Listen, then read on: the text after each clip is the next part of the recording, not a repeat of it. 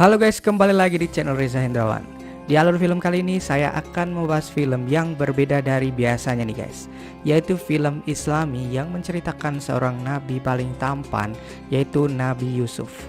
Karena sekarang sedang dalam suasana Ramadan, makanya saya akan membahas film Islami ya guys, yang akan menemani kalian saat menunggu buka puasa nanti tentunya. Nah, di film ini menceritakan kisah Nabi Yusuf dari ia kecil sampai menjadi orang yang besar nantinya di Mesir. Dan film ini itu berjumlah 45 episode. Jika kalian mau menonton fullnya, sudah banyak di YouTube guys. Tapi untuk mempersingkat filmnya, maka saya akan merangkumnya guys, agar tidak menyita waktu kalian ya. Oh ya, sebelumnya saya mau mengucapkan selamat berpuasa bagi kalian semua yang menjalankannya. Dan langsung saja kita ke alur ceritanya.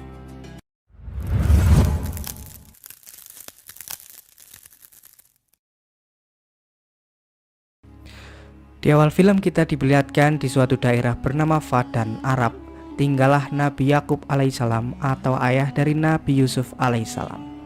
Dia terlihat sedang menggembala kambing dan berhenti di sebuah kuil, di mana di kuil itu terdapat para warga yang sedang meminta pertolongan kepada berhala yang bernama Ashitar, yang mereka anggap sebagai Tuhan mereka untuk menyembuhkan anaknya dari penyakit. Di malam harinya Nabi Yakub berkhotbah ke warga Fadan yang menjelaskan bahwa kita hidup di zaman Nabi yang malaikat saja sujud kepadanya. Tapi warga Fadan kebanyakan masih menyembah sesuatu yang mereka ciptakan sendiri, bukannya menyembah sesembahan yang menciptakan dunia dan seisinya, yaitu Allah Subhanahu wa Ta'ala. Di sini Nabi Yakub juga mengatakan bahwa dia adalah utusan Allah untuk mereka, dan perkataannya berasal dari kitab-kitabnya yang sekarang kita kenal dengan Al-Quran. Di sini masih banyak yang tidak percaya dengan Nabi Yakub, dan beberapa warga malah mengatakan bahwa kitabnya itu telah menghina Tuhan mereka. Tapi Nabi Yakub mengatakan bahwa kitabnya sama sekali tidak menghina Tuhan mereka. Dia juga balik bertanya kepada para warga, apakah patung Ashitar menciptakan kalian atau kalian yang menciptakan patung itu? Beberapa warga pun mulai mempercayai perkataan Nabi Yakub itu yang masuk akal. Tapi tetap saja ada beberapa warga yang tidak mempercayainya dan mempertanyakan apakah Tuhan Nabi Yakub lebih kuat dari Tuhan-Tuhan yang lain. Tak berselang lama datang pendeta kuil dan membubarkan para kerumunan dengan mengatakan bahwa gara-gara keingkarannya Nabi Yakub, maka Fadan dilanda kemarau yang berkepanjangan. Keesokan harinya di kuil Ashitar terlihat sedang melangsungkan hukuman bagi warga yang melawan patung Ashitar dengan melemparinya menggunakan batu dan menyebutnya Tuhan yang bodoh. Lalu datanglah Nabi Yakub yang akan menebus warga itu. Namun para pendeta tidak menyetujui tebusan itu karena warga itu adalah musuh bagi Ashitar. Lalu Nabi Yakub mengatakan, kenapa kalian tidak menangkapku, padahal akulah yang paling pertama memusuhi patung Ashitar itu. Ternyata para pendeta tidak berani menangkap Nabi Yakub karena dia adalah menantu dari Panglima Fadan. Lalu tak berselang lama datang sang Panglima yang menyuruh pendeta untuk membebaskan warga itu karena sudah ditebus oleh Nabi Yakub. Dengan rasa takut, pendeta itu pun akhirnya melepaskan warga itu. Nabi Yakub ini mempunyai 4 istri dan 11 anak, tapi sebenarnya istri pertama Nabi Yakub ini bernama Rahil. Tapi karena bertahun-tahun dia tidak diberi anak dari Rahil, makanya Rahil menghadiahkan para pembantunya untuk diperistri oleh Yakub agar sang nabi mendapatkan seorang keturunan. Nah, setelah bertahun-tahun Rahil tidak mendapatkan seorang anak, akhirnya dia hamil dan akan mempunyai seorang anak pertamanya. Nabi Yakub yang sedang menggembala kambing dengan anak-anaknya mengatakan kepada mereka bahwa suatu saat nanti penggantiku adalah orang yang paling dekat dengan Allah dan paling dicintainya, bukan orang yang paling kuat. Dia juga mengatakan bahwa kakeknya Nabi Ibrahim dan ayahnya Nabi Ishak merupakan manusia terbaik, bukan manusia terkuat. Nah, sedikit penjelasan silsilah dari Nabi Yusuf dan ayahnya Nabi Yakub adalah keturunan dari Nabi Ibrahim dan anaknya Nabi Ishak. Lalu tak berselang lama datang warga Fadan mengatakan kepada Nabi Yakub bahwa Rahil akan segera melahirkan anak pertamanya. Mulai terjadi kecemburuan yang dirasakan oleh seorang istri Yakub yang bernama Bilah. Dia takut kalau Nabi Yakub akan lebih mengistimewakan Rahil dan anaknya nanti ketimbang ketiga istrinya dan anak-anak yang lain. Rahil yang sedang ditangani oleh seorang bidan tiba-tiba saja pingsan karena terlalu lemas. Bidan itu pun hanya bisa pasrah karena jika seorang yang sedang akan melahirkan pingsan, maka diperkirakan dia tidak akan selamat. Hal itu membuat salah satu warga di situ mengatakan bahwa ini pasti akibat kemurkaan dewa Ashtar terhadap Yakub dan Rahil. Namun Yakub yang mengetahui keadaan Rahil semakin memburuk, ia lalu pergi untuk berdoa kepada Allah untuk meminta pertolongan. Ayah Rahil atau sang panglima Fadan semakin percaya kalau Yakub adalah pembawa petaka bagi warga Fadan. Apalagi dia malah pergi saat istrinya sedang dalam kondisi memburuk. Namun ternyata Nabi Yakub pergi menyendiri untuk meminta pertolongan kepada Allah Subhanahu wa taala. Dia terus berdoa sampai malam tiba. Sementara itu di rumah Rahil, para warga mulai mengatakan kalau Yakub telah dikutuk oleh para dewa Babilonia. Para pendeta yang mendengar kabar itu pun merasa sangat senang dan berniat akan menolong Rahil untuk membuktikan bahwa Tuhan merekalah yang akan menang. Mereka pun datang ke tempat Yakub dan mengatakan kenapa kalian tidak meminta bantuan kepada Tuhan Yakub yang dianggapnya adalah paling kuat. Nabi Yakub pun datang dan mengusir para pendeta di rumahnya karena dia tidak membutuhkan pertolongan dari para pendeta kuil, dan kembali berdoa kepada Allah Subhanahu wa taala agar menunjukkan kuasanya kepada seluruh warga Fadan. Tak berselang lama ternyata Rahil kembali sadar dan bisa melahirkan bayi pertamanya dengan selamat. Sementara itu, penyihir yang diusir oleh Yakub tadi terus memohon kepada Tuhannya agar dia segera menghukum Yakub dan berharap Rahil dan anaknya mati malam ini. Tapi tak sengaja dia malah menjatuhkan obor api yang membuat kuil itu terbakar bersamanya.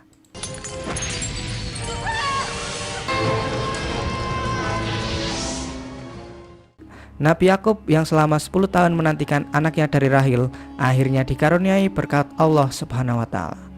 Dia menamai anaknya dengan nama Yusuf. Di malam itu juga turun hujan sangat lebat di Fadan yang Yakub percayai adalah berkah dari kelahiran Yusuf. Para warga pun lalu membicarakan tentang kelahiran anak Rahil yang lancar dan turunnya hujan di Fadan bersamaan dengan anak Rahil dan Nabi Yakub. Warga yang tadi mengatakan Yakub dan Rahil terkena kutukan terkejut mengetahui Rahil dan bayinya sehat walafiat. Sementara itu para warga akhirnya menyadari bahwa kuil Ashtar sedang kebakaran. Mereka pun berbondong-bondong ke kuil untuk memadamkan api itu. Sang panglima Fadan merasa aneh karena hujan lebat tidak bisa memadamkan api yang ada di kuil Ashtar. Kebakaran itu mengakibatkan penyihir Ishtar mati terbakar di dalam. Para warga mulai mempertanyakan kenapa penyihir bisa terbakar dan kemana Tuhan Ashtar, kenapa tidak bisa memadamkan api di kuil. Mereka pun akhirnya menyadari bahwa penyihir Ishtar lah yang terkena celaka karena berusaha melawan Tuhan dari Nabi Yakub. Setelah kejadian itu, sang panglima memutuskan untuk beriman kepada Tuhan Nabi Yakub. Begitu juga para warga yang lain yang sekarang mempercayai bahwa Allah Subhanahu wa taala adalah Tuhan yang sangat kuat. Mereka juga meninggalkan kuil yang sedang terbakar tanpa memadamkan api terlebih dahulu. Para warga Fadan akhirnya kini beriman kepada Allah Subhanahu wa taala tanpa terkecuali. La mafarra li min al-idhan bi annaka nabiyullah fa'lan. Laqad kafarna bil asnam wal awthan. Laqad kafarna bil asnam wal awthan. La ilaha illallah al-ahad. 5 tahun telah berlalu dan dalam waktu itu pula rahmat Allah terus mengalir kepada penduduk Fadan. Yusuf yang kini sudah beranjak menjadi anak-anak diajak oleh Rahil dan Yakub untuk pergi ke padang gurun. Mulai terjadi kecemburuan yang dialami oleh istri lain karena Nabi Yakub lebih mengistimewakan Rahil daripada istri lainnya. Singkat cerita, datang utusan dari daerah Kanaan Palestina, daerah asal dari Nabi Yakub, membawa berita bahwa Nabi Ishak alaihissalam telah kembali kepada Yang Maha Kuasa. Hal itu membuat Nabi Yakub harus berhijrah menuju Kanaan menggantikan Nabi Ishak untuk memimpin warga Kanaan. Sebelum pergi, Nabi Yakub kembali berkhotbah di hadapan para warga Fadan bahwa Allah telah memberikan hidayah kepada semua warga Fadan yang dulunya penyembah berhala. Nabi Yakub dan keluarga akhirnya berangkat ke Kanaan, daerah Palestina.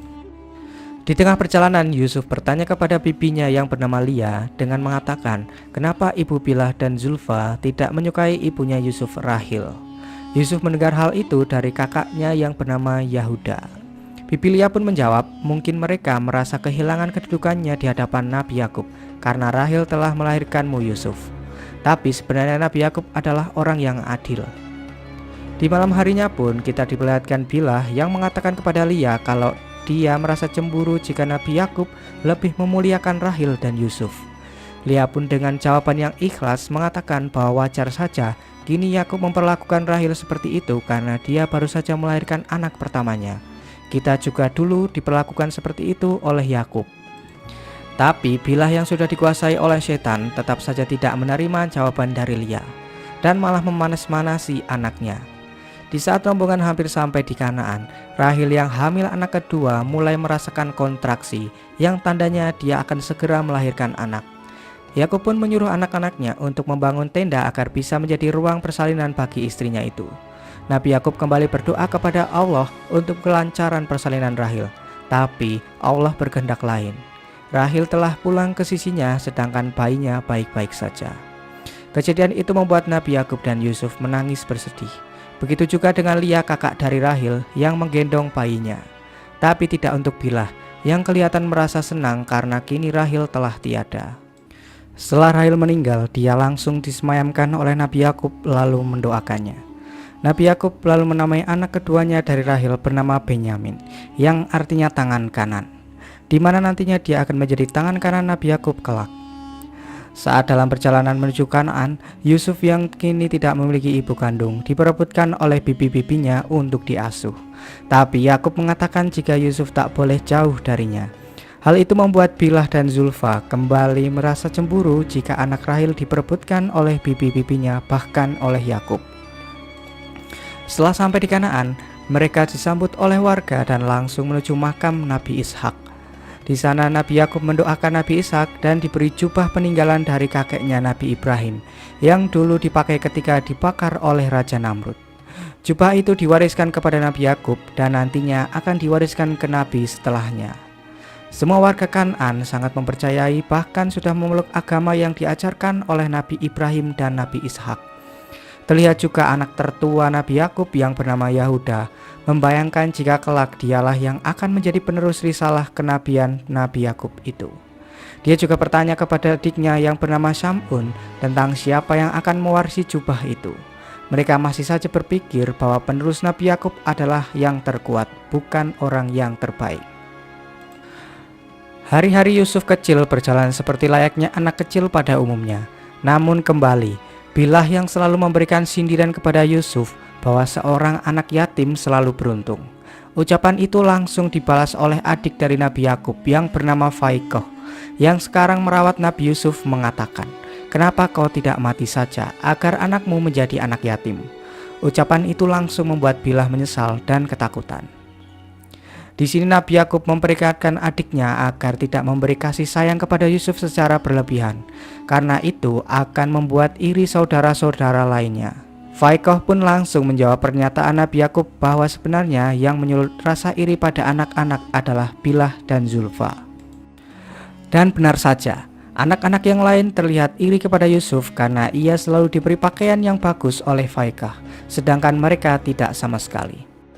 Di sisi lain, Yahuda dan Lavi yang juga anak tertua Nabi Yakub mulai curiga kepada Nabi Yakub bahwa selama ini Yakub tidak pernah ikut lagi untuk menggembala kambing karena menjaga Yusuf. Tapi Lavi berpikiran berbeda dengan Yahuda bahwa seorang nabi haruslah berada di tengah para umatnya.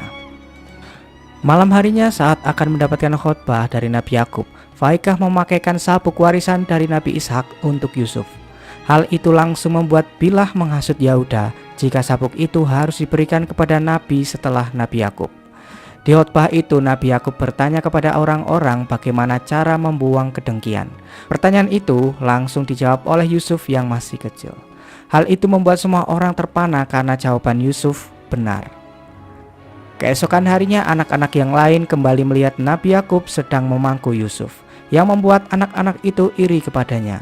Tapi tidak untuk Lavi, yang mengatakan bahwa mereka juga dulu waktu kecil diperlakukan sama seperti Yusuf oleh Nabi Yakub. Hal itu langsung ditanyakan oleh Yahuda kepada Nabi Yakub, kenapa dia lebih menyayangi Yusuf daripada anak-anak yang lain. Yakub pun langsung menjawab bahwa mereka juga dulu diperlakukan sama seperti Yusuf waktu kecil. Dia juga menyayangi semua anaknya secara adil, tapi karena Yusuflah yang paling kecil, maka anak-anak yang lain menjadi salah pandangan terhadapnya. Terjadi kejadian yang tak disangka saat Yusuf sedang bermain petak umpet bersama saudara-saudaranya. Dia menghilang dan membuat Faikah dan yang lainnya panik mencarinya. Dan Yusuf ternyata ketiduran saat bersembunyi di sebuah guci. Hal itu membuat Lia, kakak dari ibu Yusuf, mengambil Yusuf dari Faikah sebagai pengasuhnya, karena ia berpikir Faikah lalai menjaga Yusuf. Tapi Faikah yang sudah menganggap Yusuf sebagai anak meminta izin kepada Nabi Yakub untuk diberikan kesempatan menjaga Yusuf sekali lagi. Akhirnya Nabi Yakub mengizinkan Yusuf tinggal bersama Faikah untuk beberapa hari saja. Lalu Faikah yang ingin merawat Yusuf secara penuh mempunyai ide dan bekerja sama dengan Yusuf yang masih polos. Faikah memakaikan sabuk warisan dari Nabi Ishak ke Yusuf dan mengatakan ke semua orang kalau sabuk milik Nabi Ishak dicuri seseorang. Dia juga mengatakan ke Yakub mungkinkah Yusuf mengambil sabuk itu karena ia sangat menyukainya. Yakub langsung menyangkal kalau Yusuf telah mencuri sabuk itu. Saat Yusuf diperiksa, semua orang melihat sabuk itu sudah terikat di perut Yusuf. Tujuan Faikah melakukan hal itu adalah untuk menunjukkan ke warga Kanaan bahwa Yusuf mencuri sabuk Nabi Ishak. Dan tradisi di Kanaan, barang siapa yang menangkap pencuri barang miliknya, maka ia berhak menjadikannya pelayan selama 4 tahun. Sebagai keluarga Nabi, mereka harus mematuhi aturan yang sudah ada itu. Dan pada akhirnya Yusuf kembali tinggal bersama Faikah selama 4 tahun. Sebenarnya Nabi Yakub sudah tahu bahwa itu adalah rencana Faikah yang bisa membuat masalah tentang hak asuh Yusuf selesai. Hari demi hari dilalui Yusuf bersama Faikah yang selalu menyayanginya seperti layaknya anak sendiri. Dan suatu ketika Yusuf bermimpi aneh yang langsung diceritakan kepada Nabi Yakub. Mimpi Yusuf adalah ketika dia bermain dengan kakak-kakaknya di ladang, ia menancapkan tongkatnya di tanah yang lalu tongkat itu berubah menjadi pohon yang sangat besar dan tinggi dan mempunyai daun yang hijau memayungi kakak-kakaknya.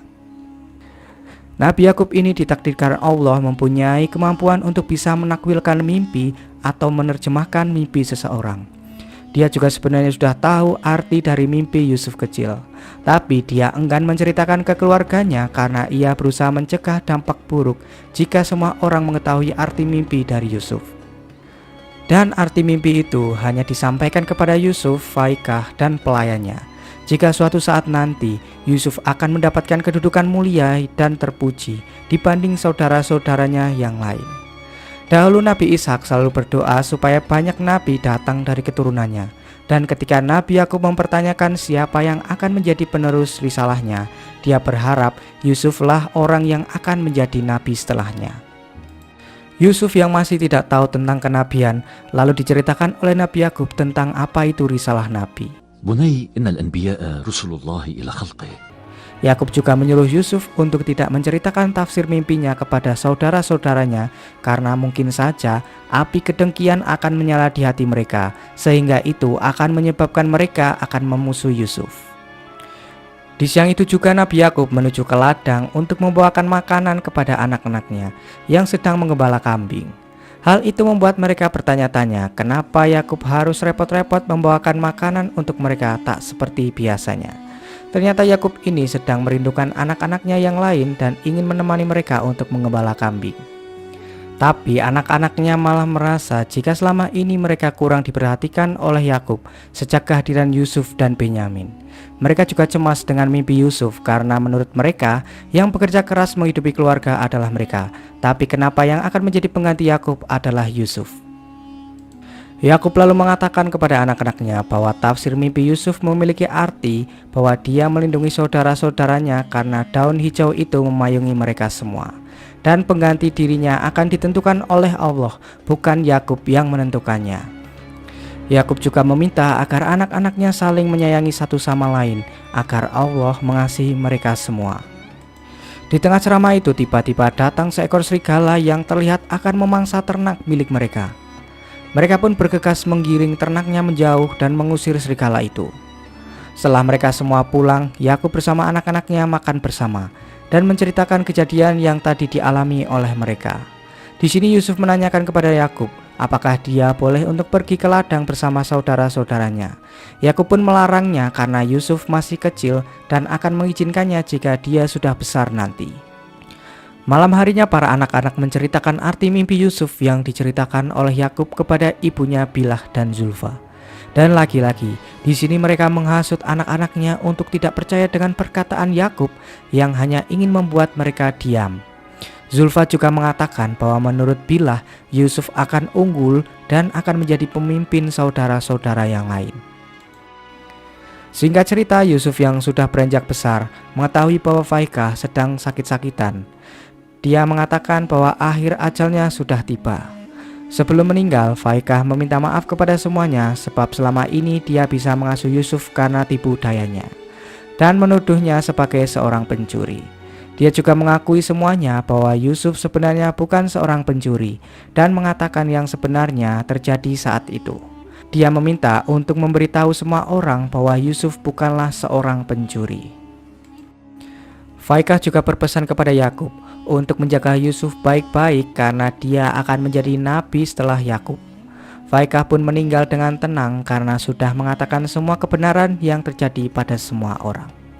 Di suatu malam, Nabi Yakub bermimpi sesuatu yang mengerikan, di mana ada seorang anak yang sedang dikejar oleh segerombolan serigala lalu dijatuhkan ke sebuah jurang. Para serigala itu juga akan memangsa si anak yang Yakub lihat seusia Yusuf. Namun dia tidak melihat jelas wajah anak itu.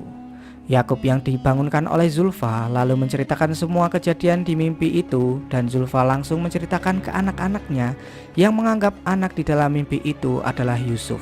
Karena setelah bangun, Yakub langsung memeluk Yusuf dengan erat. Para anaknya juga menjawab perkataan ibunya bahwa jika benar itu Yusuf, pasti para serigala itu adalah mereka kakak-kakak Yusuf. Zulfa pun memarahi anak-anaknya untuk tidak sembarangan berkata. Ketika Zulfa menceritakan mimpi itu kepada Bilah, dia malah menganggap mimpi itu sangat bagus karena Yusuf akan diserang segerombolan serigala, dan itulah yang memang seharusnya anak-anak mereka lakukan kepada Yusuf. Cerita mimpi itu langsung menyebar kepada saudara-saudara Yusuf yang membuat mereka semakin iri kepada Yusuf karena dalam mimpi pun ayah mereka selalu melihat Yusuf. Tapi laki-laki Lavi selalu berbeda pendapat dengan anak-anak yang lain. Dia berpikir jika Yusuf mendapatkan kasih sayang yang lebih karena dia tidak lagi mempunyai ibu, sedangkan mereka masih punya semua. Yakub lalu datang dan menceramahi anak-anaknya tentang mimpi itu. Dia berkata bahwa jangan menerima begitu saja apa yang telah didengar dan berpikiran yang macam-macam. Di sini Yakub juga menjelaskan mimpinya yang bukan ditunjukkan untuk Yusuf, karena dia tidak jelas melihat wajah anak itu. Yakub lalu menjelaskan kenapa dia begitu menyayangi Yusuf, karena Yusuf yang sudah tidak mempunyai ibu lagi dan tak mungkin lagi dia memperlakukan Yahuda anak tertuanya seperti Yusuf sekarang karena Yahuda sudah beranjak dewasa. Maka dari itu mereka semua salah sangka jika Yakub lebih menyayangi Yusuf daripada anak-anak yang lain. Padahal mereka juga dulu diperlakukan sama seperti Yusuf waktu kecil.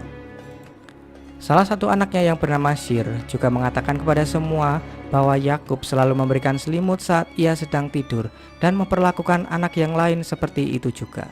Yakub memberitahu anak-anaknya jika mereka memiliki perilaku seperti orang dengki, di mana itu adalah perilaku setan. Saat sedang istirahat menggembala kambing, para anak-anak didatangi oleh orang asing yang mengatakan bahwa dia mengetahui semua masalah yang mereka alami saat ini, dan ia juga datang demi mereka. Dia juga menghasut mereka dengan mengatakan di dalam mimpinya dia melihat mereka yang sedang memandu anak kecil seakan-akan mereka adalah budak baginya dan anak itu tuan bagi mereka. Lalu saat orang itu pergi, mereka menyadari bahwa muka orang itu sangat buruk dan baunya sangat busuk. Dan tak berselang lama, orang yang tadi sudah pergi tiba-tiba menghilang tanpa jejak entah kemana. Yahuda juga berkata bahwa mimpi orang itu sangat mirip dengan mimpi Yusuf saat itu. Sifat anak-anak Nabi Yakub ini memang sudah dikuasai oleh setan. Mereka sengaja merusak ladang milik warga lain, dan saat warga itu protes, dia malah dihajar oleh anak-anak Nabi Yakub. Mereka juga menyatakan diri sebagai pemilik tanah Kanaan hingga berhak melakukan apapun. Yakub pun langsung memarahi anak-anaknya itu dan meminta maaf kepada salah satu warga yang menjadi korban, lalu akan mengganti kerusakan kebunnya. Malam harinya Nabi Yakub yang sedang bermunajat kepada Allah melihat Yusuf yang sedang bermimpi. Setelah dibangunkan, Yusuf menceritakan mimpinya kepada Nabi Yakub. Dia mengatakan bahwa ketika dia sedang di tengah padang gurun, turun sebuah cahaya dan singgasana yang lalu diduduki oleh Yusuf. Ketika dia diberikan pakaian yang bagus, lalu datang matahari, bulan, dan 11 bintang sujud di hadapannya. Yakub lalu menjelaskan mimpi Yusuf bahwa matahari yang sujud di hadapannya adalah Nabi Yakub sendiri, dan bulan adalah ibunya Yusuf, sedangkan 11 bintang adalah saudara-saudaranya Yusuf yang lain. Yusuf juga ketika sudah dewasa akan memperoleh kedudukan yang tinggi di hadapan manusia dan para wali-wali Allah. Yakub lalu berpesan kepada Yusuf, sampai tibanya waktu itu jangan sekalipun dia menceritakan mimpinya kepada siapapun, apalagi saudara-saudaranya, karena mungkin saja mereka akan iri dan melakukan kejahatan kepada Yusuf. Dan jangan juga diceritakan kepada ibu-ibu tirinya, karena mereka akan menyebarkan kepada orang lain. Yusuf bertanya-tanya apakah mungkin saudara-saudaranya akan jahat kepadanya, padahal mereka adalah anak-anak dari Nabi Yakub. Yakub mengatakan, jangan pernah lengah dengan kekuatan setan, anakku. Ternyata percakapan mereka didengarkan oleh Bilah yang memang sudah dikuasai oleh setan. Yakub juga mengatakan kepada Yusuf jika Allah sudah memilihnya dan memberikan ilmu takwil mimpi yang akan melebihi Yakub nantinya. Keesokan harinya Bilah mulai menceritakan kepada semuanya tentang apa yang telah ia dengar malam tadi. Ketika Yahuda menanyakan langsung kepada Yusuf tentang mimpi itu, Yusuf tak mau menceritakannya karena sudah berjanji pada Yakub untuk merahasiakan semuanya. Yahuda yang marah lalu akan memukul Yusuf, tapi dia ditahan oleh Lavi. Bilah yang melihat kejadian itu mulai merasa senang karena kini Yahuda sudah mulai berani melawan Yusuf. Yusuf pun mulai bertanya-tanya kenapa Yahuda tak menyukainya, padahal Yakub selalu mengatakan jika saudara harus saling menyayangi dan menghormati. Yusuf lalu mengatakan kepada Yakub bahwa saudara-saudaranya mengetahui jika Yusuf telah bermimpi. Hal itu membuat Yakub pun tahu kalau itu pasti ulah dari Bilah. Yakub langsung memarahi Bilah karena perilaku buruknya sering mengadu domba anak-anaknya. Dia jugalah yang sering mengajak Zulfa dan Lia untuk ikut mengadu domba anak-anak yang lain.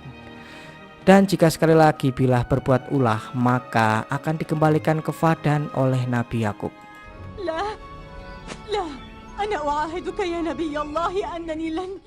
Sementara itu para anak-anak yang lain sedang membahas arti mimpi dari Yusuf yang membuat mereka semua menjadi cemas.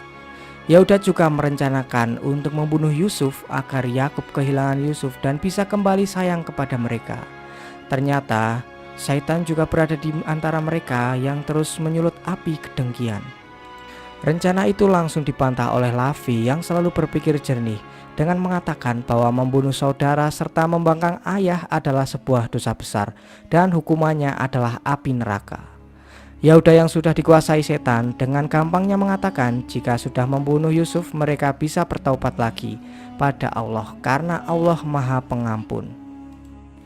Lavi yang kalah suara dengan anak-anak yang lain mempunyai rencana lain untuk membuang Yusuf ke suatu tempat yang jauh agar dia tidak bertemu lagi dengan Yakub. Dengan begitu dia berpikir Yakub akan melupakan Yusuf dan kembali lagi menyayangi mereka. Dia juga mengatakan kalau saudara-saudaranya harus melupakan rencananya untuk membunuh Yusuf. Keesokan harinya mereka melakukan rencana itu dengan mengajak Yusuf untuk pergi mengembala kambing. Tapi awalnya Yakub melarang mereka mengajak Yusuf karena masih terlalu kecil. Tapi Syamun mengiming-imingi Yusuf untuk pergi mengembala kambing. Yusuf pun sangat tertarik untuk ikut mengembala kambing dengan mereka karena Syamun menceritakan tentang suasana di sana yang membuat Yusuf merasa penasaran. Yusuf lalu meminta izin sendiri kepada Yakub agar diizinkan ikut saudara-saudaranya mengembala kambing. Karena Yusuf sendiri yang meminta, akhirnya Yakub pun mengizinkannya untuk pergi mengembala kambing bersama kakak-kakaknya. Tapi sebelum itu Yakub memakaikan jubah warisan milik Nabi Ibrahim, di mana jubah itu berasal dari surga. Yakub pun melepaskan Yusuf kecilnya untuk ikut mengembala dengan rasa cemas yang begitu besar. Setelah sampai di ladang, Yahuda yang sudah tak bisa memendam rasa dengkinya kepada Yusuf langsung memukulinya sampai babak belur. Semua saudara yang lain pun juga ikut memukuli Yusuf yang terus meminta tolong kepada ayahnya. Tapi hanya Lavi saja yang tidak ikut dalam pemukulan itu. Dan ketika Yahuda akan berusaha membunuh Yusuf, Lavi datang menghadangnya lalu mengatakan, "Ini bukanlah kesepakatan kita Yahuda. Yang kita inginkan adalah untuk memisahkan ayah dan Yusuf, bukan untuk membunuhnya." Lalu mereka semua bingung akan membuang kemana Yusuf agar bisa jauh dengan Nabi Yakub. Tak berselang lama mereka melihat sebuah sumur dan berpikir jika Yusuf akan dibuang ke sana, berharap ditemukan oleh pedagang yang mengambil air di sumur itu. Lavi sebenarnya tidak tega membuang adiknya sendiri ke sumur itu, tapi karena dia kalah suara dengan saudara-saudara yang lain, dia terpaksa melakukan hal itu. Sebelum diceburkan ke sumur, Yusuf mengatakan kepada Lavi bahwa dia tetap menyayangi saudara-saudara lain meskipun mereka berbuat jahat kepadanya, dan memperingatkan Lavi agar jangan sampai Yakub tahu tentang hal ini, karena jika seorang nabi marah dan mengutuk, maka binasalah mereka semua. Yusuf juga berpesan kepadanya agar segera bertobat kepada Allah, karena peristiwa ini tak mungkin luput dari penglihatannya. Setelah itu Yusuf pun diceburkan oleh saudara-saudara lainnya hingga ia pingsan. Di alam bawah sadarnya Yusuf bertemu kakek-kakek tua yang sudah menunggu kedatangannya dari masa lampau. Dia diberitahu oleh nabi zaman dahulu tentang kehebatan Yusuf, makanya dia ingin sekali bertemu dengan Yusuf. Dia juga mengetahui kalau akan terjadi peristiwa tragis di sumur ini, dan hal itu yang membuatnya menunggu kedatangan Yusuf di situ. Setelah Yusuf sadar, dia langsung memanggil Lavi dan mengatakan jika dia ketakutan berada di kegelapan. Tapi Lavi laki-laki pun tidak bisa berbuat apa-apa. Karena tahu Yusuf selamat, Yahuda lalu menyuruh semua adik-adiknya untuk pergi dari sana, berharap Yusuf akan mati kelaparan di dalam sumur. Setelah membuang Yusuf ke sumur, saudara-saudaranya sangat takut untuk pulang dan bertemu Nabi Yakub. Mereka pun menunggu sampai malam agar bisa menutupi keburukan mereka. Mereka juga memiliki ide untuk mengatakan kepada Yakub kemana Yusuf. Mereka akan mengatakan bahwa Yusuf dimakan oleh serigala dan pakaiannya dilumuri darah kambing, agar terlihat dia memang dimangsa oleh serigala. Saat mereka sampai di Kanaan, semua keluarga ternyata sudah menunggu kehadiran mereka, dan Yakub sangat mencemaskan Yusuf. Ketika anak-anaknya datang sambil berpura-pura menangis, Yakub menyadari bahwa Yusuf tidak ada di antara mereka. Lalu ia pun jatuh pingsan. Saat sudah sadar, Yakub menanya Yahuda apa yang sebenarnya terjadi. Yahuda dan Syamun menceritakan jika Yusuf dimangsa oleh segerombolan serigala saat mereka sedang menggembala kambing. Dengan sandiwaranya, mereka semua mengarang cerita seakan-akan kejadian itu sangat mengerikan bagi mereka. Yahuda juga memberikan pakaian Yusuf yang sudah dilumuri darah kambing tadi kepada Yakub, agar dia percaya bahwa memang Yusuf dimangsa oleh para serigala. Yakub pun percaya jika itu adalah pakaian milik Yusuf, yang membuatnya semakin bersedih dan kembali pingsan. Tak berselang lama, saat Yakub sudah sadar, dia mulai curiga terhadap anak-anaknya jika cerita yang mereka ceritakan itu telah dibuat-buat. Karena menurutnya serigala yang memangsa Yusuf sangat baik hati, karena para serigala itu memangsa Yusuf tanpa mencabik-cabik pakaiannya. Seketika mereka pun terdiam mendengar perkataan ayahnya itu. Yulfa pun kembali mengingatkan mimpi Yakub tentang seorang anak yang diserang kawanan serigala waktu itu. Tapi Yakub tidak percaya kalau Yusuf diserang oleh kawanan serigala, karena bajunya saja tidak ada yang robek sedikit pun. Yahuda dan Syamun merasa aneh kenapa pakaiannya masih utuh dan masih berpura-pura tidak tahu apa yang telah terjadi. Yakub memang tidak tahu apa yang sebenarnya terjadi, tapi dia memperingatkan kepada anak-anaknya karena mereka telah dikuasai oleh hawa nafsu, dan dalam peristiwa ini setan telah menghantui mereka semua. Setelah Yakub pergi, mereka mulai cekcok karena Yakub tidak mempercayai perkataan mereka semua. Mereka juga akan terus bersandiwara sampai ayahnya bisa percaya apa yang mereka katakan tadi. Sementara itu di sumur, Yusuf didatangi oleh malaikat wahyu, yaitu Jibril. Assalamu ala warithi Ishaq wa Ya'qub an-nabiyyin. Assalamu ala warithi Adam. Yusuf pun kaget melihat sosok malaikat Jibril dan menanyakan siapakah dirinya. Jibril lalu mengatakan bahwa dia adalah utusan Allah untuk menemani dan membuat hati Yusuf tenang. Yusuf langsung menceritakan kejahatan saudara-saudaranya sampai dia babak belur kepada Jibril. Jibril pun mengatakan dengan izin Allah, luka di tubuh Yusuf semuanya sudah sembuh. Yusuf kembali bertanya bagaimana cara mengobati luka hatinya yang telah dizolimi oleh para saudaranya.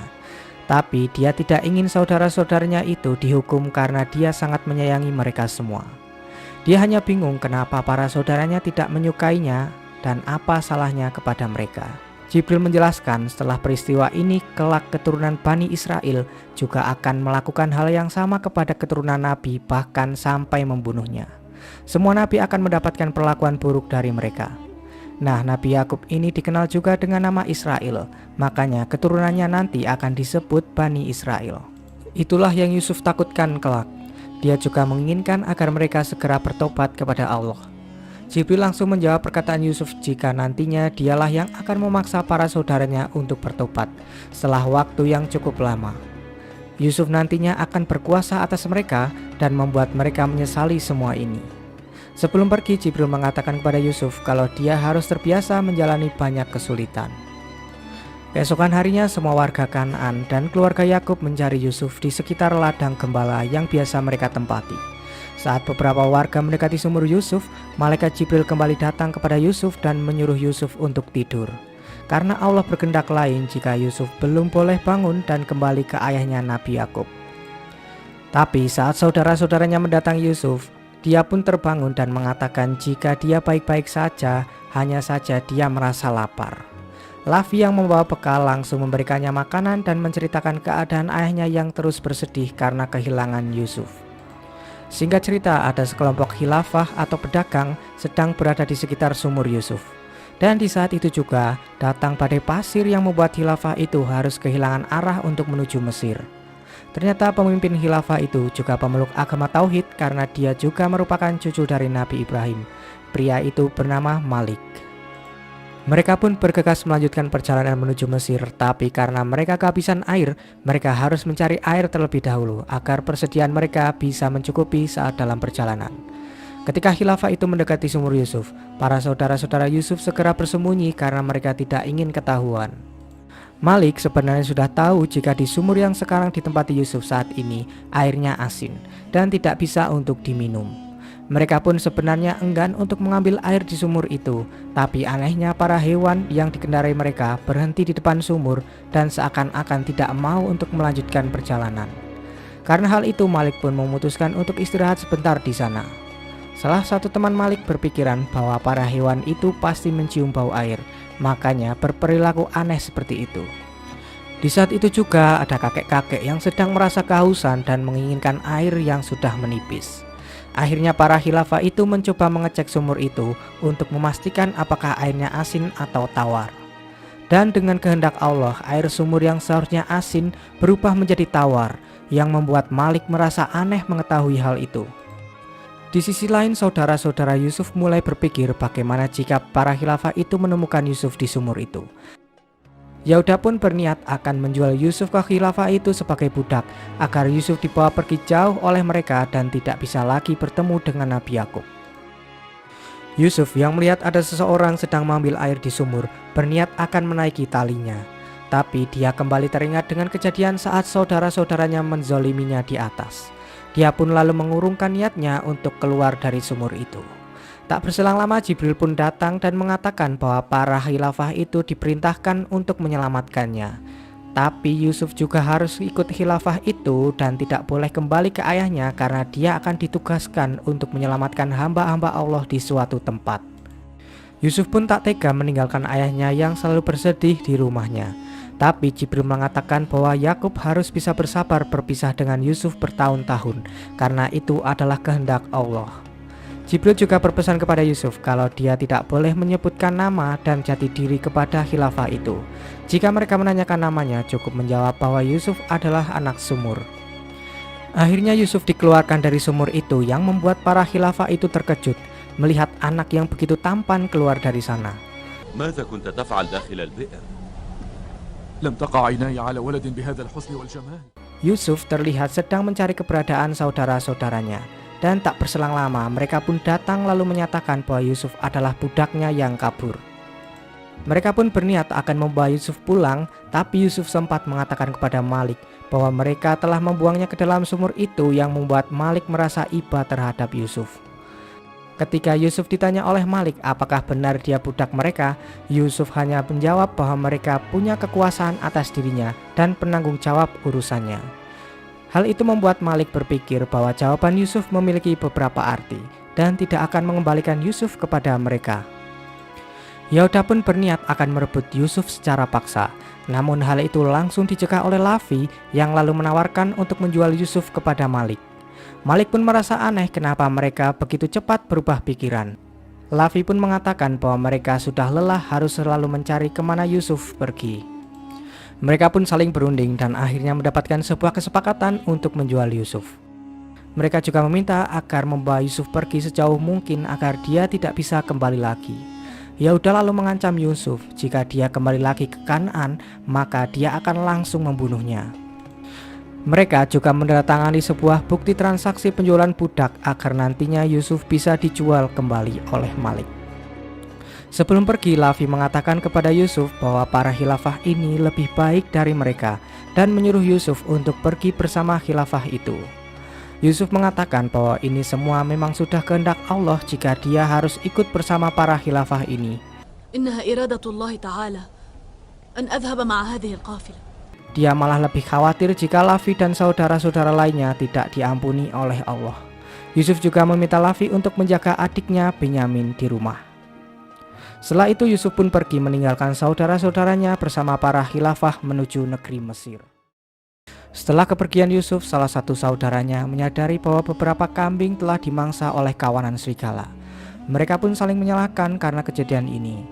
Dan Lavi mengungkapkan bahwa mulai sekarang kita harus siap ditimpa banyak bencana karena telah menyakiti adik kita. Yahuda yang sudah muak dan Lavi pun langsung menyerang dan terjadilah perkelahian antara mereka berdua.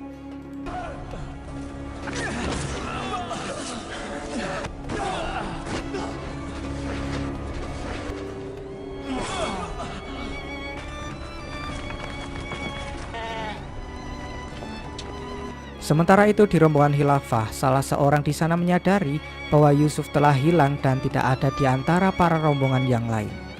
Ternyata Yusuf sedang berada di makam ibunya Rahil yang kebetulan mereka lewati.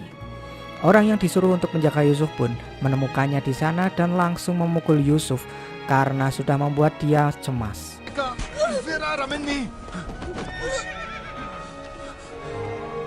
Dia sangat marah karena majikannya dulu juga sering berkata bahwa Yusuf sering kabur dari mereka. Ketika dia akan memukul Yusuf lagi, tangannya merasa kesakitan dan tidak bisa digerakkan sama sekali.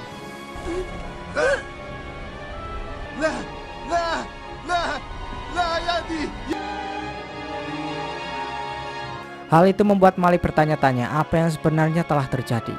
Setelah dia mengetahui bahwa pria itu sakit setelah memukul Yusuf, Malik kembali menanyakan tentang siapa Yusuf sebenarnya. Karena Yusuf mengatakan kalau dia sedang berdoa di makam ibunya. Dan menurut Malik, para budak seharusnya tidak memiliki makam yang ditandai apapun, apalagi sebuah nisan. Dan ketika Yusuf tahu jika Malik ini adalah keturunan dari Nabi Ibrahim dan menyembah Tuhan Yang Maha Esa, Yusuf hampir saja mengatakan jika dia juga keturunan dari Nabi Ibrahim. Tapi dia kembali teringat pesan dari malaikat Jibril untuk mengatakan bahwa dia adalah anak sumur. Malik juga meminta agar Yusuf memaafkan orang yang telah memukulnya tadi. Yusuf mengatakan bahwa dia dididik untuk tidak membenci orang dan akan memaafkan orang tadi. Di sisi lain, saat para saudara sampai di Kanaan, Yakub kembali bertanya kepada mereka apakah mereka menemukan Yusuf. Dan ketika Yakub menyadari bahwa Yahuda dan Lavi terluka, dia mengatakan bahwa belum apa-apa, serigala yang melukai Yusuf kemarin sudah saling melukai.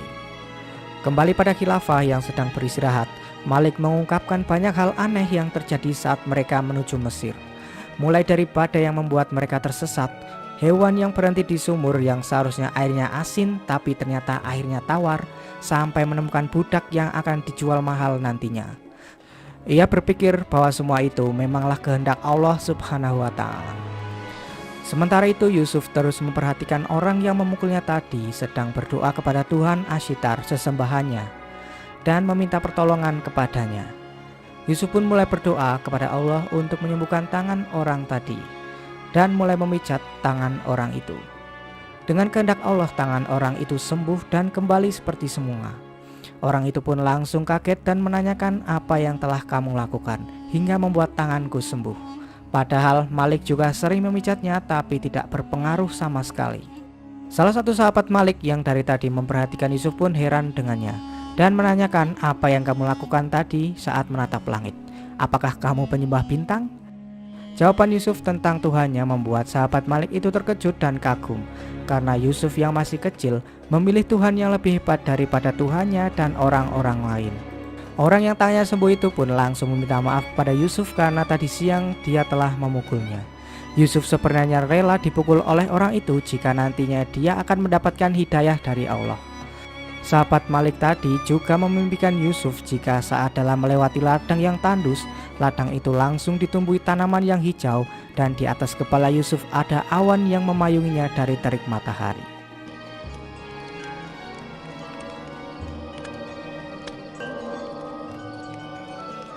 Hal itu membuat dia mulai bertanya-tanya siapakah sebenarnya Yusuf ini.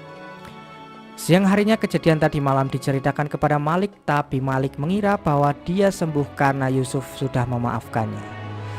Tapi sahabatnya mengira bahwa Yusuf ini adalah salah satu wali dari Tuhan. ما أوثق العلاقة التي بينه وبين إلهه لعله من الأولياء. Tak berselang lama ada seorang kakek-kakek yang sedang sakit dan Malik mengira bahwa umurnya tidak akan panjang lagi.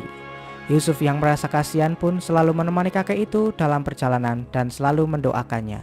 Dia juga mengatakan kepada sang kakek bahwa hidup dan mati adalah keputusan Allah dan menyuruhnya agar tidak putus asa. Yusuf terus berada di sisinya dengan memijat-mijat sang kakek.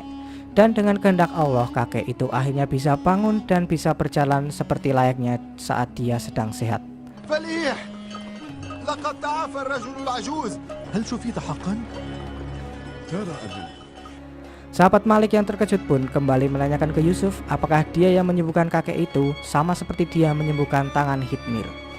Tapi Yusuf berkata bahwa yang menyembuhkan sang kakek adalah Allah. Dia hanya berdoa agar Allah menyembuhkannya. Hal itu membuat rombongan dan Malik merasa terkejut. Saat mereka melanjutkan perjalanan, Malik menjelaskan kepada Yusuf tentang negeri Mesir yang maju dan memiliki pemerintahan yang jelas. Yusuf kembali berdoa kepada Allah dan memasrahkan dirinya di negeri asing yang akan segera Yusuf datangi itu. Singkat cerita, mereka akhirnya tiba di perbatasan negeri Mesir yang dijaga oleh tentara penjaga. Yusuf merasa pakaian mereka sangat aneh. Malik pun menjelaskan jika penutup kepala itu membuat mereka jadi mirip seperti ular, karena negeri Mesir dikenal sebagai negeri ular.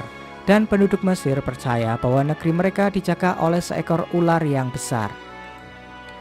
Yusuf juga kembali terkejut melihat banyaknya ternak di sana dan air yang mengalir begitu banyak di sungai.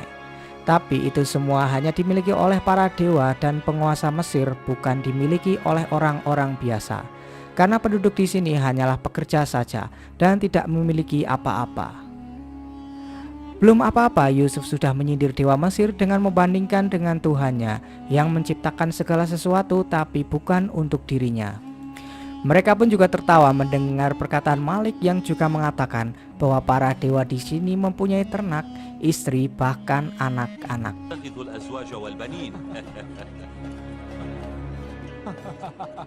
Dan ternyata di negeri Mesir, orang yang berakidah tauhid adalah tindak kriminal. Malik berpesan kepada Yusuf, jangan sampai dia membicarakan dewa Mesir apalagi menghinanya. Malik juga mengatakan kepada sahabatnya bahwa Yusuf akan segera dijual di pasar budak dan mereka akan mendapatkan keuntungan yang sangat besar. Namun sahabatnya berpikir bahwa seharusnya mereka tidak menjual Yusuf.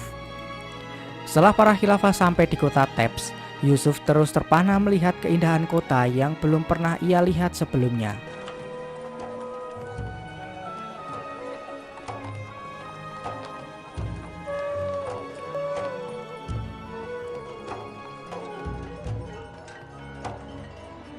Malam harinya saat mereka beristirahat, sahabat Malik kembali menanyakan siapa sebenarnya Yusuf. Dia juga mengatakan bahwa Tuhan-Tuhannya amat lemah dibandingkan dengan Tuhan Yusuf. Dia juga mulai penasaran dengan Tuhan Yusuf itu dan meminta Yusuf untuk menceritakan tentangnya. Dan pada akhirnya dia juga ingin beriman kepadanya dan meninggalkan Tuhan-Tuhan sebelumnya. Yusuf berkata bahwa dia sebenarnya sudah beriman kepada Allah karena dia sudah bisa menjelaskan tentang keagungan dan kekuatan Allah pada Yusuf. Dan terlebih lagi, dia menganggap lemah tuhan-tuhan sebelumnya yang ia sembah. Itulah keimanan sejati, kata Yusuf. Lagi-lagi dia menanyakan siapa sebenarnya Yusuf karena dia menganggap Yusuf lebih mulia dari mereka semua. Yusuf pun mengatakan bahwa dia tidak bisa menjawab pertanyaan itu karena semua ini adalah kehendak Allah. Dan Allah lah yang membawa Yusuf ke Mesir untuk suatu tujuan. أطلعني على غايتي. أنا لا أعلم. أما زلت ترفض أن تطلعني على اسم أبيك؟ قلت لك أنا ابن.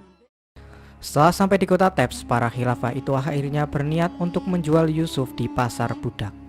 Mereka memasang harga yang sangat tinggi untuk Yusuf karena menganggap Yusuf ini adalah anak yang tampan dan pintar. Terlihat juga ada pendeta dari kuil Amun yang juga ikut dalam menawar Yusuf. Mereka berpikir bahwa Yusuf bisa dijadikan pelayan di kuil kelak karena ketampanannya mungkin bisa menarik banyak orang. Mereka berusaha menawar Yusuf kepada Malik, tapi harga yang ditawarkan belum cocok karena menurut Malik, Yusuf memiliki keahlian lain yang membuatnya menjadi mahal. Di tengah transaksi datang malaikat Jibril mengatakan kepada Yusuf untuk tidak bersedih karena telah dijual sebagai budak. Karena sebenarnya kelak dialah yang akan membeli mereka semua. Jibril juga mengatakan bahwa mereka semua tidak tahu yang mereka tawar saat ini adalah wali Allah, bukan Yusuf bin Yakub. Tak berselang lama datang seorang bendahara Mesir yang bernama Potifar mencari beberapa budak di pasar. Setelah dia mendapatkan beberapa budak, dia melihat keramaian yang sedang terjadi yang membuatnya tertarik. Dia pun lalu ikut menawar Yusuf karena dia sangat tertarik dengan ketampanannya. Para pendeta berpikir jika mereka tidak boleh kalah dari Potifar walaupun mereka menawarkan harga 10 kali lipat. Tapi Potifar yang kaya raya menawarkan harga yang sangat tinggi yang para pendeta tidak bisa lagi menawar karena harganya sudah melampaui batas mereka. Sahabat Malik lalu berpikir, memalukan sekali mereka seolah-olah sedang jual beli barang. Dan andai mereka tahu, emas seperti gunung pun tak sebanding dengan Yusuf. Pada akhirnya Potifar lah yang memenangkan tawaran itu dan membawa Yusuf menuju istananya. Yusuf kembali terpana melihat keindahan kota Thebes dan terlebih istana Potifar yang sangat besar. Saat Yusuf diajak masuk, datang asisten Potifar bernama Gulliver mengatakan bahwa tuannya telah mendapatkan harta karun yang sangat berharga. Dan orang bodoh yang menjual anak itu pasti akan menyesal nanti. Potifar membeli Yusuf ternyata untuk menghadiahkan kepada istrinya yang bernama Zulaikha agar menjadikan Yusuf menjadi pelayannya dan mungkin saja dia akan diangkat anak oleh Zulaikha nantinya. Zulaikha yang melihat Yusuf pertama kali pun langsung terpana melihat ketampanannya. Ketika dia mengetahui nama anak itu adalah Yusuf, dia berniat akan mengganti nama yang cocok untuk tinggal di Mesir. Gulliver pun langsung memberitahu nama Mesir yang mirip dengan Yusuf, yaitu Yusarsif. Nama itu akhirnya menjadi nama Yusuf saat ini karena Zulaikha juga sangat menyukai nama itu. Nah, sekarang kita menyebut Yusuf dengan nama Yusarsif saja ya guys, agar nantinya kita tidak kebingungan. Yusarsif lalu ditunjukkan kamar tempat tinggalnya oleh Zulaikha yang membuatnya merasa senang dan kembali berterima kasih kepada Allah karena telah memberi karunia sebesar ini. Jibril lalu datang dan mengatakan kepada Yusarsif bahwa inilah yang Allah janjikan kepadanya dan nantinya dia akan diberi kedudukan yang tinggi. Lalu Yusarsif juga akan diajari ilmu takwil mimpi yang akan melebihi tafsir mimpi pendahulunya. Yusarsif juga akan mendapatkan pengetahuan dan keahlian tanpa seorang guru satupun. Sementara itu di rombongan khilafah, sahabat Malik kembali protes terhadap Malik karena telah menjual Yusuf. Dia bercerita tentang keanehan yang terjadi saat mereka bertemu Yusuf. Mulai dari terjebak di dalam badai, sumur asin yang menjadi tawar, lalu menyembuhkan orang sakit, membuat Malik berpikir bahwa itu adalah sebuah mukjizat yang hanya bisa dilakukan oleh seorang nabi. Malik pun sangat menyesal karena berpikir akan untung tapi dia malah merugi telah menjual wali Tuhan. Sahabat Malik juga mengatakan bahwa sejak bertemu dengan Yusuf, diyakini memilih Tuhan Yusuf daripada Tuhan-Tuhan dia sebelumnya. Pada akhirnya mereka pun berusaha mengambil Yusuf kembali di istana Potifar. Mereka beralasan bahwa Potifar telah memberikan uang yang lebih dan mereka akan berniat mengembalikan kelebihannya itu. Mengetahui hal itu, Yusarsif merasa agak cemas di hadapan Zulaikha dan Potifar. Zulaikha pun menanyakan kepadanya, apakah kau tidak senang berada di sini? Yusarsif menjawab bahwa dia sangat senang tinggal di sini, tapi dia merasa sedih dengan status budaknya itu. Tapi Zulaikha mengatakan bahwa dia tidak diperlakukan seperti budak sama sekali di istananya. Yusarsif lalu menjawab pertanyaan Zulaikha itu yang membuat Potifar merasa bahwa jawaban itu sangat cerdas. Tapi Zulaikha memperhatikan Yusarsif agar selalu menjaga lidahnya. Tak berselang lama datanglah Malik yang mengutarakan niatnya mengembalikan uang milik Potifar dan juga meminta waktu untuk berbicara secara empat mata dengan Yusuf. Potifar pun mengizinkan dan mengatakan pada Zulaikha bahwa penjual itu saja keberatan berpisah dengan Yusarsif. Malik kembali lagi menanyakan asal-usul Yusuf yang sebenarnya, dan jika Yusuf tidak menjawab maka dia tidak akan pergi dari sana. Sebelum itu Yusuf menyuruh Malik untuk merahasiakannya dari siapapun. Pada akhirnya Yusuf pun mengaku bahwa dia adalah keturunan dari Nabi Ibrahim. Ana Yusuf ibnu Yaqub ibni Ishaq ibni Ibrahim al-Khalil. Malik sangat merasa berdosa karena dia telah menjual saudara sepupunya sendiri. Karena Yusuf merupakan cucu dari Nabi Ishak, sedangkan Malik cucu dari Nabi Ismail. Yusuf sebenarnya sudah mengetahui bahwa mereka sebenarnya saudara sepupu dan tidak merasa sedih karena sudah dijual sebagai budak. Karena itu memang kehendak Allah dan akan menjadi awal peristiwa yang besar. Malik lalu berniat akan membawa Yusuf kembali dan membatalkan transaksi penjualan Yusuf. Tapi Potifar menolaknya karena itu sudah terlambat dan akan menjebloskan mereka ke penjara jika membuat keributan di sini. Malik pun terus meminta agar Potifar membatalkan transaksi itu yang membuatnya terlibat keributan di sana. Dan akhirnya mereka berdua akan dijebloskan ke penjara oleh Potifar. Akan tetapi Yusarsif memohon kepada Potifar untuk membebaskannya. Mereka berbuat seperti itu karena mereka sangat menyayangi Yusarsif. Hal itu membuat Potifar memaafkan mereka dan mengurungkan niatnya untuk menjebloskan mereka ke penjara. Karena kejadian itu, sekarang Yusarsif bukan lagi seorang budak karena semua uang Potifar yang diberikan kepada Malik dikembalikan kepadanya. Zulaikha lalu mengatakan kepada Potifar untuk mendidik Yusarsif sedikit demi sedikit agar menjadi anak yang penurut dan bisa hormat kepada penguasa Mesir. Malik dan sahabatnya yang diusir berdebat di luar karena Malik sudah kehilangan Yusuf sementara sahabatnya telah mendapatkan Tuhan dari Yusuf. Oleh karena itu Malik berniat akan menunggu Yusuf di Mesir sedangkan sahabatnya disuruh pulang menuju kampung halamannya bersama para khilafah yang lain. Singkat cerita, Yusarsif yang sudah didandani oleh Kalimama asisten Zulaikha terlihat sangat tampan dan bersih yang membuat Zulaikha merasa terpesona kepadanya. Kalimama juga memberikan surat bukti penjualan Yusuf yang saat itu ditandatangani oleh Sam'un dan Malik. Setelah Gulliver datang, dia disuruh Zulaikha untuk mendidik Yusarsif dengan benar agar bisa menjalankan kehidupan di dalam istana dan bersikap di hadapan para pembesar di Mesir. Kalimama mulai menghasut Zulaikha jika Yusarsif tidak mempunyai tata krama karena tidak mau tunduk kepadanya. Tapi Zulaikha malah memuji Yusarsif karena terlihat tampan menggunakan pakaian itu. Setelah itu Gulliver mulai mengajak Yusarsif berkeliling istana dan menjelaskan semua ruangan-ruangan penting di sana. Mulai dari ruangan khusus bagi Potifar dan Zulaikha yang memiliki 7 pintu. Dan jika pintu itu sudah ditutup semua maka tidak akan ada yang bisa keluar karena kunci pintunya hanya dipegang oleh Zulaikha. Kemudian Gulliver menunjukkan perpustakaan dan juga ruang istirahat bagi Potifar. Lalu ruang makan bagi mereka yang selalu disajikan makanan kelas 1 dan buah-buahan yang segar.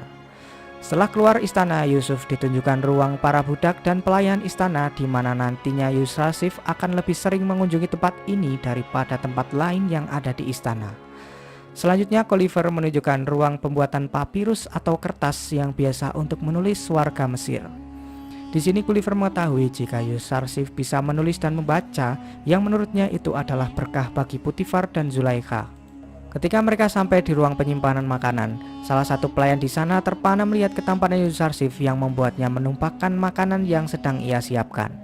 Di sana Gulliver mengumumkan juga bahwa sekarang Yusarsif akan membantu dalam membagikan makanan ke semua penghuni istana. Karena Yusarsif adalah anak yang cerdas dan bisa menghitung makanan untuk setiap bagian masing-masing. Yang terakhir Gulliver menunjukkan kuil Amun di mana mereka menyimpan dewa-dewanya di dalam sana.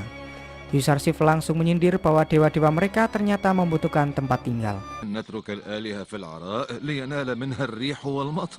Ketika akan kembali ke dalam istana, mereka melihat ada kejadian di mana ada pencuri yang sempat mencuri barang berharga milik Zulaikha. Tapi sang pencuri itu tidak mau mengakuinya, yang membuat salah satu pekerja di sana menjadi korban sang pencuri. Mereka berdua saling berargumen dan mengatakan bahwa mereka bukanlah seorang pencuri. Kemudian Yusarsif memiliki cara untuk mengungkap siapa pencuri yang sebenarnya dengan caranya sendiri. هذا هو اللص استل سيفك من غمده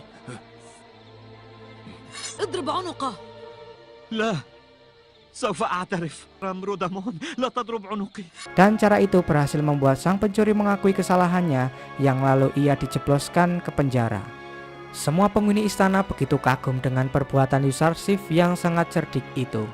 Kejadian itu langsung diceritakan Gulliver kepada Zulaikha, yang membuatnya merasa berterima kasih kepada Potifar karena telah menghadiahkan anak yang sangat cerdas kepadanya. Sementara itu di Kanaan, Yakub yang masih mencari keberadaan Yusuf menanyakan kejadian yang sesungguhnya kepada seekor serigala. Dengan izin Allah, serigala itu berbicara kepada Yakub dan dia tidak mengetahui kalau para gerombolannya menyerang anaknya. Kemudian Yakub kembali bertanya kepada anak-anaknya sekali lagi apa yang telah mereka lakukan kepada Yusuf. Tapi mereka tetap tidak mengakuinya dan kembali mengatakan bahwa para gerombolan serigala telah memakan Yusuf. Yakub langsung memotong perkataan mereka dan mengatakan bahwa serigala menyangkal tuduhan mereka. Yahuda merasa heran bagaimana bisa serigala berbicara dengan ayahnya. Tapi Benyamin langsung mengatakan bahwa dia mendengar sendiri kalau serigala itu berbicara dengan ayahnya. Sebelum pergi, Yakub kembali memperingatkan kepada anak-anaknya agar segera mengakui perbuatannya sebelum terlambat, dan jangan lagi menuduh para serigala yang telah membunuh Yusuf. Kembali ke istana, akhirnya Zulaikha akan mengangkat Yusarsif menjadi anak angkatnya dan mengatakan niatnya itu kepada Potifar. Zulaikha juga menceritakan bahwa Yusarsif berhasil menangkap pencuri yang telah membuat kegaduhan di istana siang tadi. Keputusan Zulaikha itu tidak disetujui oleh asistennya Kalimama. Karena itu adalah hal yang berlawanan dengan tradisi dan keyakinan penduduk Mesir bahwa orang rendahan seperti Yusarsif tidak sepadan dengan bangsawan seperti Zulaikha. Tapi Zulaikha berpikir